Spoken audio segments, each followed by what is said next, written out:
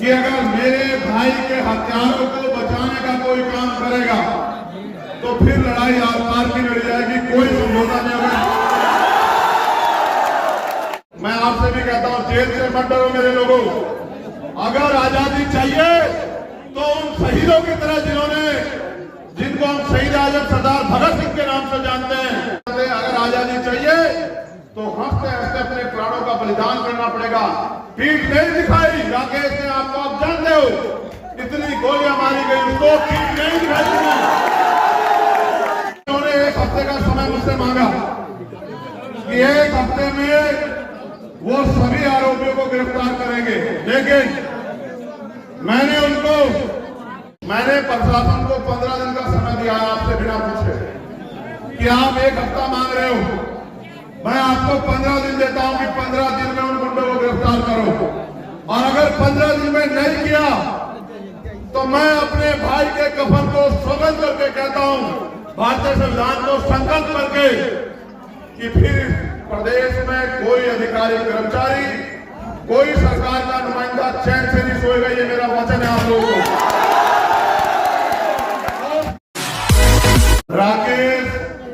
राकेश नहीं रहे, वो एक प्रतिकार, एक विरोध का रूप हो गए। अब राकेश को अगर हम राकेश कहें तो यह उनका अपमान है। अब वो हमारे अमर शहीद है, हमारे योद्धा है, हमारे जो है अग्रणी है। वो उन्होंने अपनी शहादत देके हमारे मुर्दे लोगों में जान डालने का काम किया। हम जो बसिया हमारे लोग उनको मानते थे, जो मानते थे कि अगर राकेश भाई हैं तो उनके साथ कोई अन्याय नहीं हो सकता, उन लोगों में जान डालने का काम किया। एक राकेश चले गए, लेकिन आज इस धरती पे, लालगंज की धरती में हजारों राकेश यहाँ जिंदा खड़े हैं। मैं आपसे कहना चाहता हूँ, मैं गया था अधिकारियों से मिलने, ये घटना कोई सामान्य घटना नहीं है, उसमें 4 लोग शामिल नहीं है मेरे लोगों, इसमें बहुत ताकतवर लोग शामिल हैं, और सरकार और पुलिस मिलकर को बचाने का काम कर रही है। ये अच्छा नहीं है।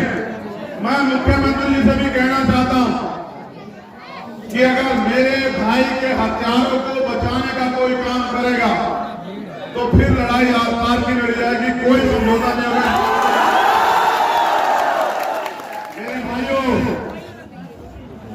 उन 4 लोगों की हिम्मत नहीं थी कि वो राकेश भाई का गोली चला दें। उनके पीछे पुलिस, सरकार और बहुत बड़े ताकतवर लोग हैं। इसलिए ये घटना तब तक नहीं खुलेगी जब तक इस घटना की सीबीआई जांच न हो जाए। और सुनो, पहले सुनो, हल्ला मत मचाओ। सिर्फ कहने से जांच नहीं होगी, कहने से तो न्याय भी नहीं मिलेगा, एक दिन इकट्ठा होने से कुछ नहीं होगा। सीबीआई जांच वो भी हाई कोर्ट या सुप्रीम कोर्ट के रिटायर्ड जज की निगरानी में जब निष्पक्ष जांच होगी, तब जाके पता लगेगा कौन सा एसएचओ, कौन सा डीएसपी, कौन सा पूर्व विधायक, कौन सा वर्तमान विधायक, कौन सा वर्तमान मंत्री, कौन सा पूर्व मंत्री, वो सब लोग शामिल हैं एक आपके बहादुर भाई को शहीद करने के लिए। लेकिन मेरे लोगों, अगर ये काम इतना आसान होता तो मुझे यहाँ नहीं आना पड़ता। मैं आपसे एक सवाल भी कह रहा हूँ, मैं आपसे जवाब भी चाहता हूँ। मुझे तो 15 दिन बाद में आया, यहाँ बड़े बड़े नेता आपने तैयार किए, आपने अपनी कीमती वोट उनको दी। इस वोट को बाबा साहब अम्बेडकर ने अपने 4 बच्चों कुर्बानी से दिया था आपको। आप ये बताओ मेरे लोगों, उन नेताओं ने अभी तक भाई को न्याय क्यों नहीं दिलाया? आप बताओ। अब आप ये भी बताओ, जब मैंने घोषणा की तब पुलिस ने एक अपराधी को गिरफ्तार किया। पिछले 12 दिन में तो कोई गिरफ्तार नहीं हुआ था। जब मैंने परिवार से बात करके घोषणा की कि मैं आऊंगा 28 तारीख में, तब एक अपराधी गिरफ्तार हुआ। लेकिन मैंने डीएसपी से ये भी पूछा कि भाई अभी तो मुख्य अभियुक्त बाहर है, अभी से आपने सुरक्षा में कमी कर दी। वो अपनी जान बचाने के लिए मेरे भतीजे को मेरे दूसरे भतीजे को, मेरी बहन को, मेरी बच्ची को, उनको भी नुकसान पहुंचा सकता है। इसकी सुरक्षा की जिम्मेदारी कौन लेगा? तो उन पे जवाब नहीं था। देखो, मैं दादी से मिला, मेरे साथ हाईकोर्ट के मेरे भाई वकील दो सीनियर साथी आए थे। मैं ये बात भी स्पष्ट कर दूं, सुन लो आप लोग, जो लोग जेल गए हैं ना, उनकी बेल की जिम्मेदारी भी हमारी, उनकी लड़ाई हम लोग लड़ेंगे, उनको बाहर हम लोग निकाल के लाएंगे, याद रखना। मैंने प्रशासन से ये भी कहा है कि देखो, सत्ता के दबाव में, किसी के भी दबाव में अगर आज के बाद आपने कोई दबिश या गिरफ्तारी की तो ये अच्छा नहीं होगा। मैं आपसे भी कहता हूं, जेल से मत डरो मेरे लोगों। अगर आजादी चाहिए तो उन शहीदों की तरह जिनको हम शहीद आजम सरदार भगत सिंह के नाम से जानते हैं, ऐसे सुखदेव, राजगुरु, ऐसे शहीदों के नाम से जानते हैं। अगर आजादी चाहिए तो हंसते हंसते अपने प्राणों का बलिदान करना पड़ेगा। पीठ नहीं दिखाई राकेश ने आपको, आप जानते हो, इतनी गोलियां मारी गई, उसको पीठ नहीं दिखाई। देखो, मैं दादी से मिला और आप देखो कितना दर्द होगा। जब गोलियां चल रही थी तब वो राकेश भाई के पास थी, वो उसके खून को पहुंच रही थी, तब भी वो जालिम उसके ऊपर गोलियां चला रहे थे। देखो, मां का दिल देखो, उसको गोलियों का डर नहीं था, वो गोली उसको भी छलनी कर सकती थी। लेकिन मेरी बहादुर मां को, मेरी बहादुर मां को इतना सा भी डर नहीं था अपनी जान का। अगर डर था तो आपके मसीहा की जिंदगी बचाने का डर था उसे, कि वो बच जाए, इसलिए वो उसके आंसू, उसके खून पहुंच रही थी। मैं आपसे कहना चाहता हूं मेरे लोगों, उन्होंने एक हफ्ते का समय मुझसे मांगा कि एक हफ्ते में वो सभी आरोपियों को गिरफ्तार करेंगे, लेकिन मैंने उनको, इतने कमजोर मत बनो, तुम कभी इतने ताकतवर थे, तुम्हारी आवाज से दिल्ली घूमती थी, आज तुम्हारे हालात देखो, तुम्हारे अपने लोगों को घर में घुस के मारा जा रहा है। आपस में मत बोलो, चुप रहो।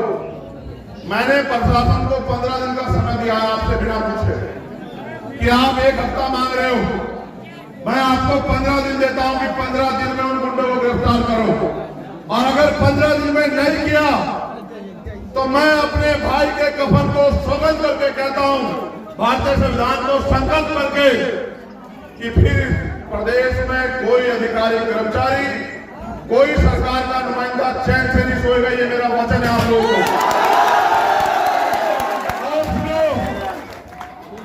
हमारे देखो, आपने एक सुरक्षा कवच तोड़ दिया अपना, ये सुरक्षा कवच इसलिए टूटा, अगर आप उसकी निगरानी करते तो शायद दुश्मन उस तक नहीं पहुंच पाता। दुश्मन से सीख लो, वो अपनी नेता की निगरानी करते हैं। अगर आप अपने नेता की निगरानी करते तो कोई दुश्मन उस तक नहीं पहुंच पाता। मैंने और सुरक्षा कवच तैयार किए हैं, सुनो मेरी बात को गौर से। ये अमर ज्योति, ये मैंने इसमें पीएस दाखिल की अभी। आनंद मोहन जो पूर्व एमपी है, एक आईएएस अधिकारी की हत्या में शामिल, लोगों को छोड़ा गया, कोई हिम्मत नहीं जुटा पा रहा था कि वो उसके खिलाफ कोर्ट जाए। मैंने ये बहादुर भाई तैयार किया आपके लिए, सुरक्षा कवच के लिए, अमर ज्योति। मैंने लक्ष्मण, जो हमारे जिला अध्यक्ष हैं यहाँ के, जिन्होंने 23 साल सेना की नौकरी की, जो एक सेना के सिपाही हैं, कहाँ है लक्ष्मण?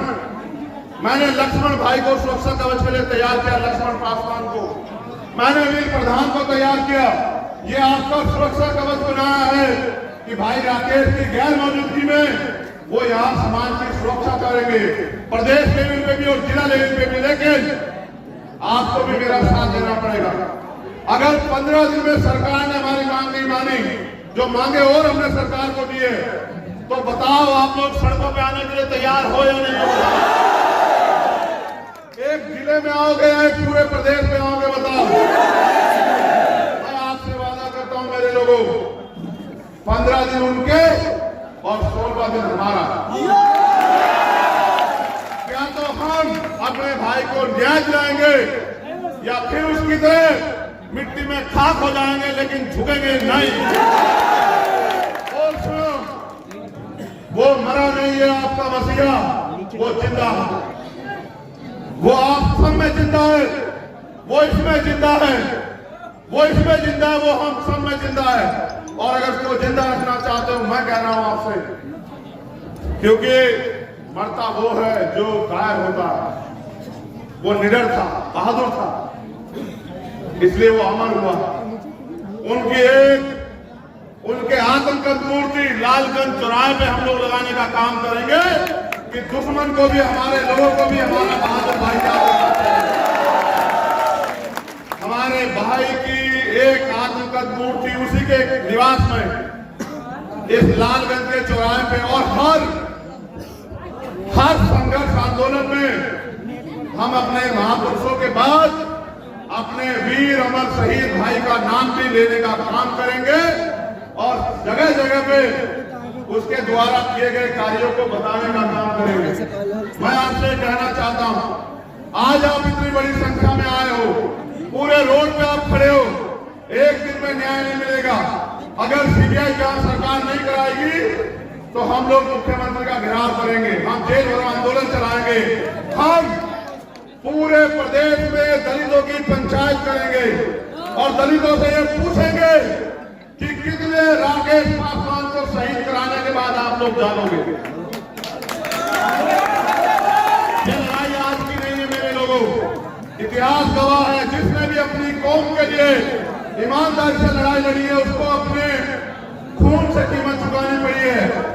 जिन सामंतियों ने ये खून की होली हमसे खेली है, उनको भी मैं कहना चाहता हूं, याद रखना, समय करवट लेता है, समय बड़ा बलवान होता है।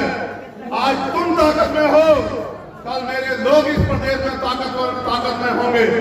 मैं बदले में भरोसा नहीं रखता, लेकिन याद रखना, ऐसा इलाज किया जाएगा कि भविष्य में कोई सामंती बनने की सोच भी नहीं रख पाएगा। इस परिवार की सुरक्षा की जिम्मेदारी आपकी है। पुलिस के लोगों को भी अपनी सुरक्षा बढ़ानी पड़ेगी। ये मेरा परिवार, इनकी तरफ उठने वाली हर आंख को चंद्रशेखर की लाश से गुजरना पड़ेगा आज के बाद। याद रखना मेरी बात को लेके मैं इस परिवार को हाथ नहीं फैलाने दूंगा किसी के आगे। मेरे लोगों, यहाँ से लेके दिल्ली तक और भारत के जिस कोने में आप रहते हो, कल मैं यहाँ की प्रदेश की टीम से एक अकाउंट नंबर जारी कराऊंगा। भाई अमर शहीद राकेश पासवान जी की पत्नी का मैं चाहूंगा कि आप अपनी ताकत का प्रदर्शन उस अकाउंट में करें और एक पैसा जुटा के इस परिवार को आर्थिक रूप से इतना ताकतवर करें कि ये उन गुंडों को फांसी के तख्ते पर चढ़ाने के लिए तन धन से तैयार है। क्या आप लोग मदद करोगे? हाथ उठा के बताओ जो लोग मदद करेंगे।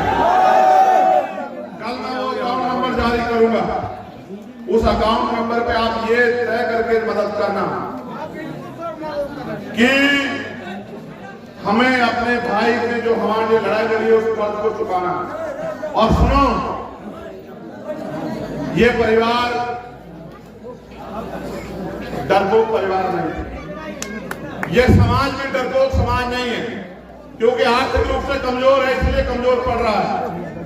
हमें एक दूसरे के हाथ पकड़ने पड़ेंगे मेरे लोगों।